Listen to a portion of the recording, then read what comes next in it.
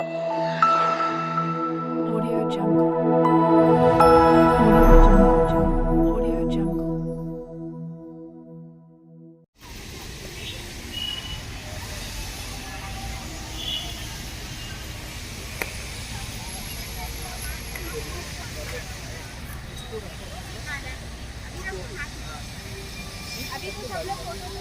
है जिसमें हमारा मानदेय में वृद्धि, हमारा मानदेय सरकारी शासकीय कर्मचारी के अनुपात में बढ़ोतरी होना चाहिए। 13,200 KRP का है और जो हमारे नीचे काम करते हैं उस पर 1,500 रुपए है।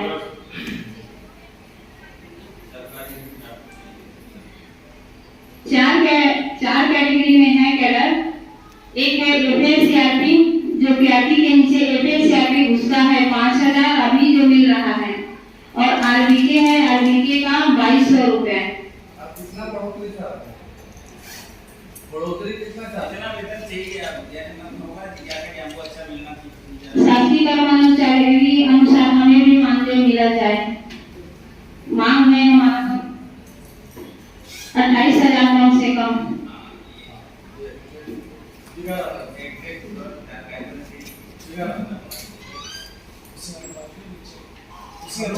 अवकाश नहीं है।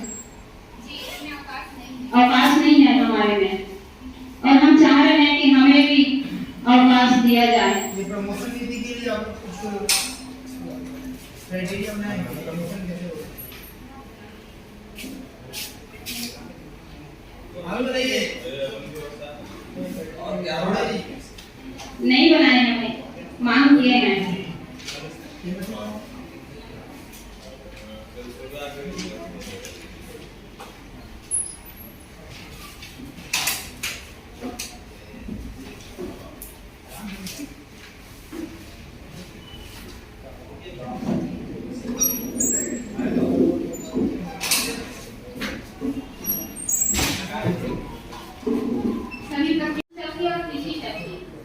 सभी लोग बैंक मित्र, ये सभी लोग हम इस विभाग में काम करते हैं। जैसा कि हम लोग 99,000 कैडर हैं इस विभाग में, ये हम पहले बता चुके हैं।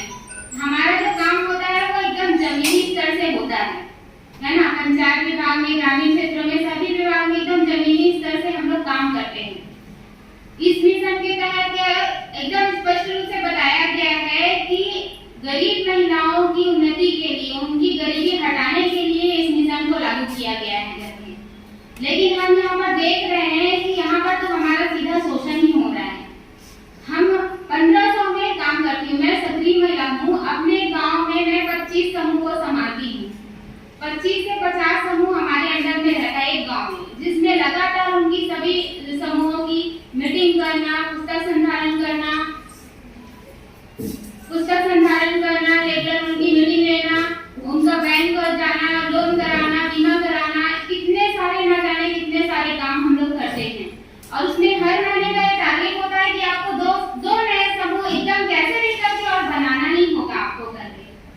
तो इतने सारे समूह को देखना, और उसके अवधि में हम लोग को हर रोज बाहर जाना पड़ता है। मतलब हमारे पंचायत से दूसरे पंचायत में लगातार उनको खाता खुलाने के लिए, बीमा के लिए, लोन के लिए, उसके लिए जाया जाता है, जिसके लिए हमें कुछ भी खर्चा नहीं मिलता। अभी तो इतना सारा काम मोबाइल में दिया गया है कि हर काम को आपको मोबाइल में ही करना है, हर चीज को, और तुरंत आपको उसमें अप टू डेट जानकारी देनी है। ये पूरा प्रक्रिया चल रहा है। जब हम इतना काम कर रहे हैं तो क्या हम अपनी मांग को नहीं रख सकते? क्या हमें पेट्रोल, हमारे मोबाइल चार्ज के लिए, आप देख ही रहे हैं कितना ज्यादा महंगा हो गया है, पेट्रोल कितना महंगा हो गया है, हर चीजों का दाम बढ़ रहा है। तो हम 1500 में कैसे काम करें? हमारा भी तो एक होना चाहिए कि हमको न्यूनतम वेतन मिलना चाहिए जितना एक जीने के लिए है ना। लेकिन हम तो अपने और गरीबी से और गरीबी स्थिति में चले गए हैं। और इसका मिशन जो है वो गरीबी हटाना, तो ये कैसा योजना सरकार ला रही है? और जब हम बोलते हैं, हमारी मांग रखते हैं, तो कोई मंत्री नहीं मिलते, कोई नेता नहीं मिलते। कितने बार हम मुख्यमंत्री से मिलने गए हैं, कितने बार उप मुख्यमंत्री से मिलने गए हैं, कितने बार हम पंचायत मंत्री से मिलने गए हैं। हर जिला, हर जनपद, हर ब्लॉक, हर जिले में हर बार कितने बार हम लोग ज्ञापन दिए, जाके पता कीजिए, देखिएगा कलेक्टर ऑफिस में हम लोगों का बंडल पड़ा होगा वहाँ पर। लेकिन अभी तक सरकार की तरफ से कोई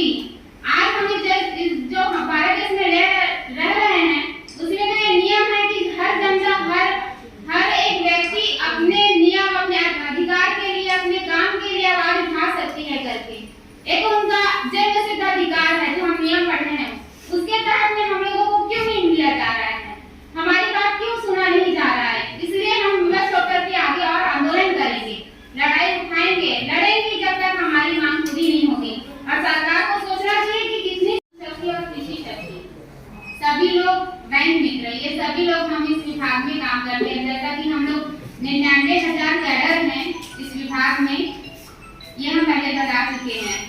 हमारा जो काम होता है वो एकदम जमीनी स्तर से होता है ना। पंचायत विभाग में, ग्रामीण क्षेत्रों में, सभी विभाग में एकदम जमीनी स्तर से हम लोग काम करते हैं। इस मिशन के तहत एकदम स्पष्ट रूप से बताया गया है कि गरीब महिलाओं की उन्नति के लिए, उनकी गरीबी हटाने के लिए इस मिशन को लागू किया गया है। लेकिन हम यहाँ पर देख रहे हैं कि यहाँ पर तो हमारा सीधा शोषण ही हो रहा है। हम 1500 में काम करती हूँ, मैं सक्रिय महिला हूँ। अपने गांव में मैं 25 समूह को संभालती हूँ।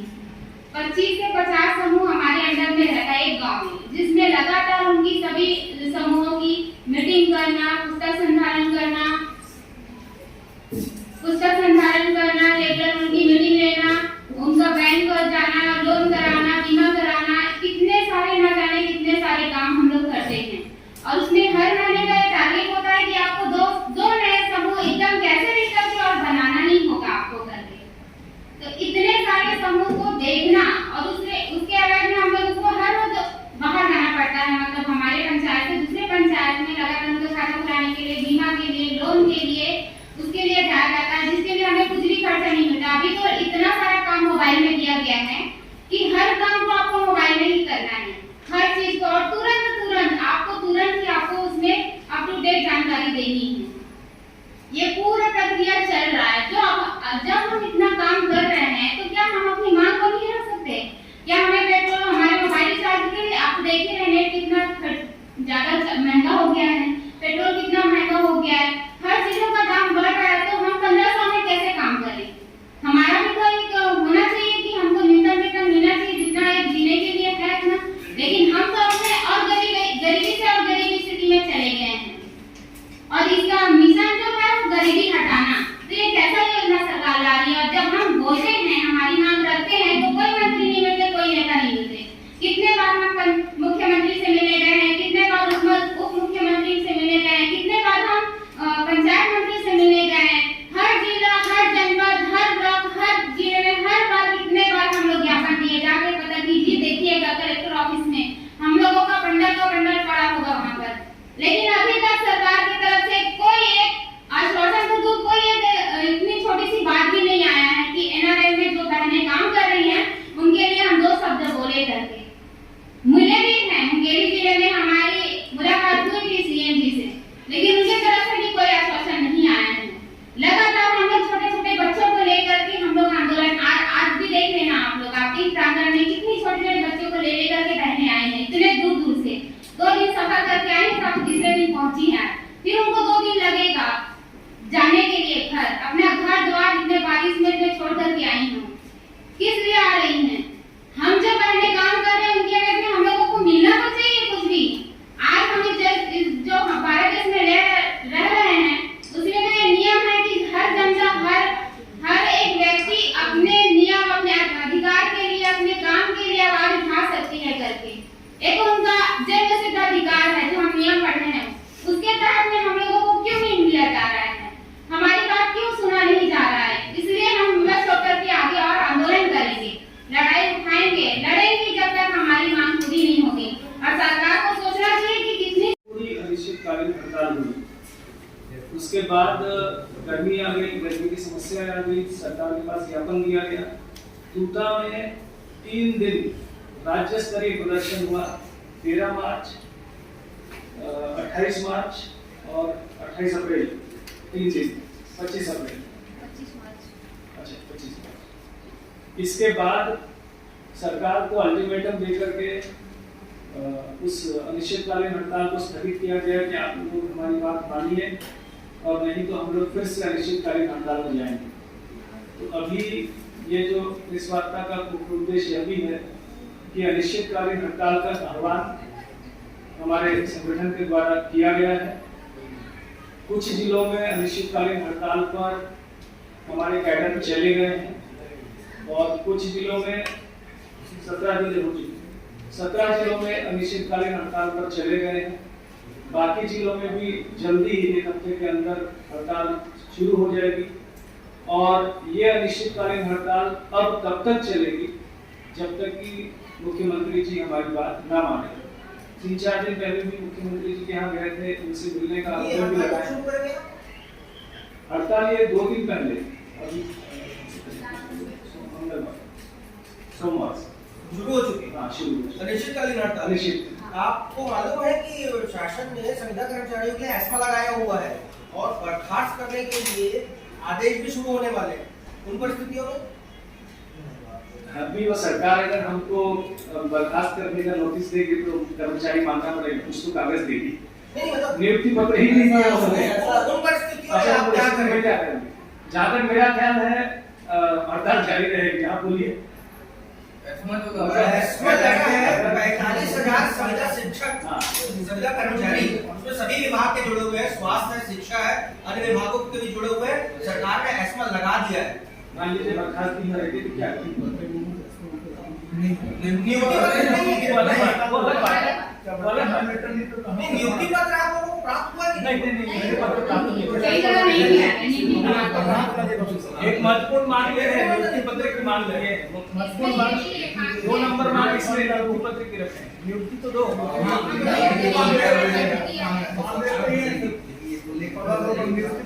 कई जिलों में तो कैदियों को नहीं मिला नियुक्ति प्रमाण पत्र, तो कैडर को वहाँ से मिलेगा। बगैर नियुक्ति के आप लोगों को मानदेय प्रदान किया जा रहा है, किस आधार पर? शासन की तो बहुत बड़ा घोटाला है फिर तो। बहुत बड़ा अगर बगैर नियुक्ति पत्र के आप लोगों को मानदेय प्रदान किया जा रहा है तो बहुत बड़ा घोटाला है। आपने अभी संख्या बताई 25 लाख से ज्यादा आपके कर्मचारी संगठन, महिला कर्मचारियों का संगठन 25 लाख की संख्या किसको बोलते हैं? 25 लाख समूह से जुड़े हैं 99,000 कैडर है जो काम कर रहे हैं। 36,000 कुल कर्मचारियों की संख्या कितनी होगी? 99,000 1 लाख के आसपास कर्मचारियों की संख्या है जिसको नियुक्ति पत्र मिला ही नहीं मिला। शासन मानदेय प्रदान करता है।